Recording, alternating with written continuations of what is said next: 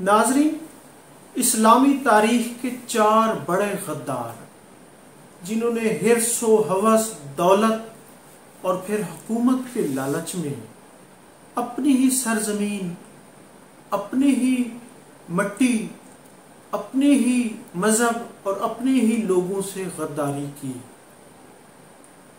تاریخ اسلام میں ہے کہ اتنا دشمنوں نے نقصان نہیں پہنچایا جتنے اپنے اندر موجود غداروں نے نقصان پہنچایا۔ ناظرین، وہ 4 غدار کون ہیں؟ اس میں پہلا نام ابن القمی ہے۔ جب بغداد اسلامی دنیا کا بڑا مرکز تھا اور اس کو تاتاری اس دور بڑے حسرت سے دیکھتے تھے، ہلاکو خان کی خواہش تھی کہ میں بغداد پر قبضہ کروں، لیکن وہاں پر صدیوں سے مسلمانوں کی حکومت تھی اور عباسی خلیفہ متسم باللہ حکومت کرتے تھے اور اس کی بڑی وسیع یعنی کافی تعداد میں اس کے پاس فوج بھی موجود تھی۔ تو ناظرین، ہلاکو خان نے متسم باللہ کے ایک وزیر ابن القمی سے رابطہ کیا، بلکہ کہا جاتا ہے ابن القمی نے خود رابطہ کیا کہ متسم باللہ کو ہٹا کر آپ مجھے حکومت میں بٹھائیں گے، بغداد کی حکومت مجھے دیں گے۔ اور ناظرین، اس کے لیے اس نے سب سے پہلے متسم باللہ سے، جو ابن القمی وزیر تھا، انہوں نے ان سے فوج کم کرائی۔ انہوں نے کہا ہمارے ملک میں خوشحالی ہے، ہمارے کوئی دشمن نہیں ہے، تو اتنی بڑی فوج رکھنے کی ہمیں کیا ضرورت ہے؟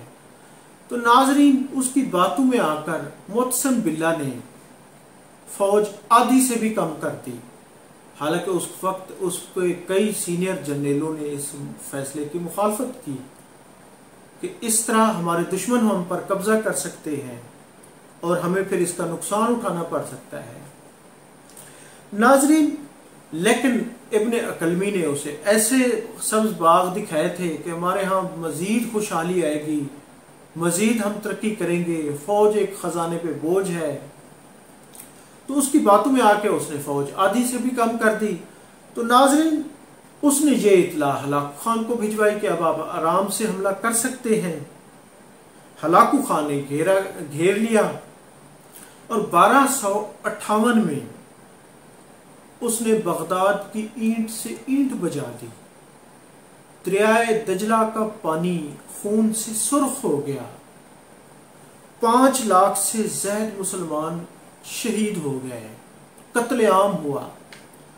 ناظرین، جب یہ سب کچھ ہو گیا تو اب ابن القمی کی وہ تھی کہ مجھے گورنر یا مجھے یہاں کی حکومت دی جائے گی، لیکن ہلاکو خان نے اپنے ہی ایک بندے کو وہاں کا گورنر بنا دیا اور اس پہ وہ ابن القمی حیران ہوا۔ اس نے اس کو سفارش کی، اس کو جا کے ملا کہ مجھے یہاں کا گورنر بنایا جائے۔ تو ناظرین، اس پر ہلاکو خان نے، جو اس کی ایک کیبنٹ بنی ہوئی تھی، جو اس کے مخصوص جرنیل تھے، ان سے مشورہ کیا۔ سب کا یہی طے پایا تھا کہ جو اپنی مٹی، جو اپنی سرزمین، جو اپنے لوگوں کا وفادار نہیں ہوا، وہ ہم سے کیسے وفاداری کرے گا؟ ہلاکو خان نے انتہائی بے دردی سے ابن القمی کو ٹکڑے ٹکڑے کر دیے، مار دیا۔ تو ناظرین، یہ تھا غدار کا انجام۔ تو ناظرین، دوسرا غدار ابن عبداللہ ہسپانیہ، یعنی جس کو اندلس کہا جاتا تھا، جو آج اسپین ہے، یہاں پر مسلمانوں نے 800 سال تک مسلمانوں نے حکومت کی۔ تو ناظرین، اس کا جو آخری بادشاہ تھا ابو عبداللہ، وہ اس وقت ناظرین اپنے دشمنوں سے مل گیا تھا، یعنی فرینڈڈ اور ملکہ ایزابیلا سے، اور اس کا والد حکمران تھا۔ اس نے والد سے بھی بلکہ غداری کی۔ اپنے والد کے، اس کے والد کا نام ابو الحسن تھا، اس نے ابو الحسن کے خلاف غداری کی اور اس فرینڈڈ کے ساتھ مل گیا، جس پر ابو الحسن کو اتنی بڑا شاک لگا کہ اس پر فالج کا اٹیک ہو گیا تھا اور اسی کیفیت میں وہ ناظرین مر گیا۔ اور جب وہ راستے سے ہٹ گیا کیونکہ وہ سب سے بڑی رکاوٹ تھا فرینڈڈ کی ملکہ ایزابیلا کی راہ میں، سب سے بڑی رکاوٹ وہی تھا۔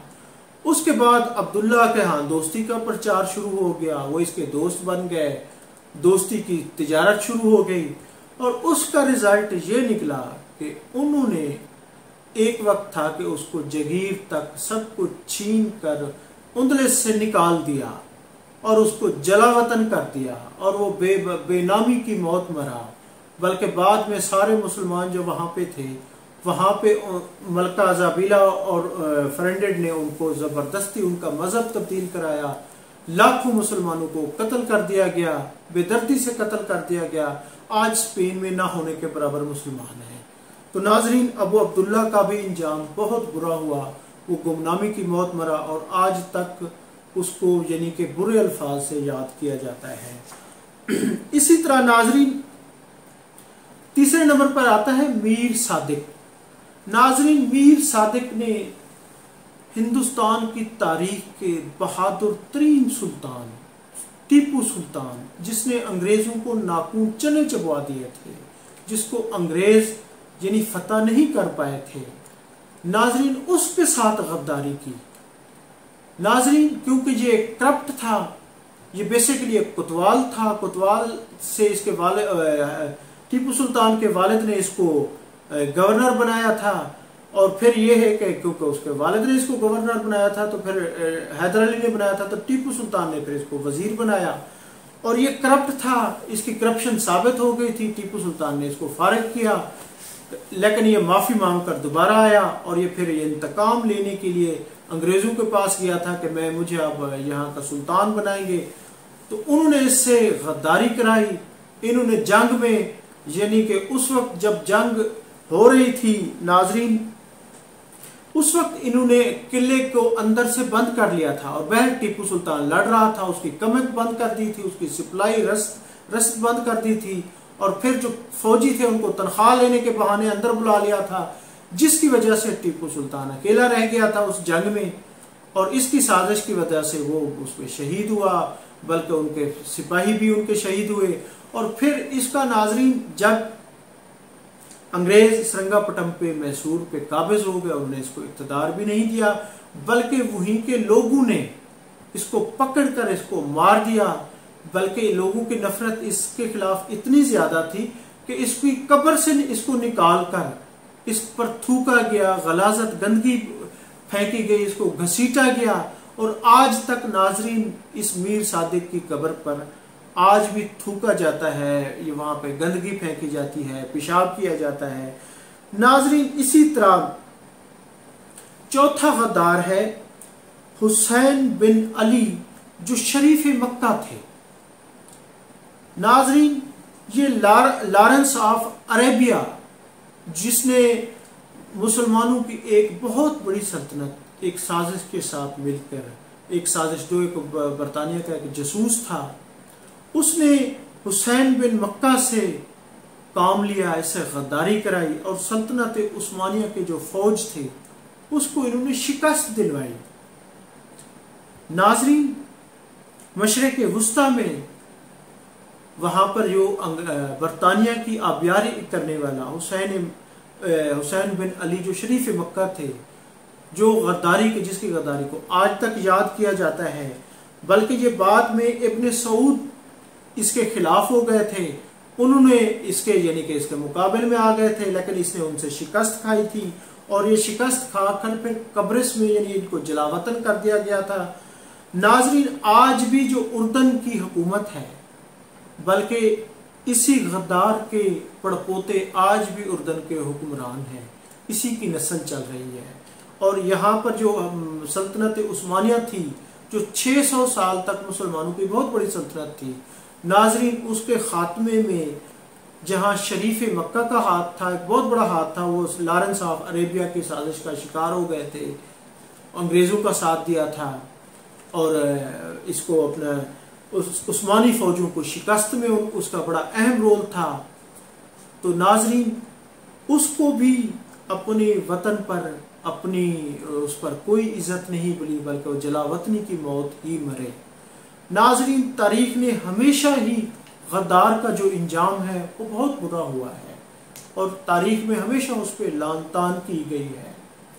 تو ناظرین، تاریخ کے 4 بڑے غداروں پر یہ چھوٹی سی ویڈیو آپ کو یقیناً پسند آئی ہوگی۔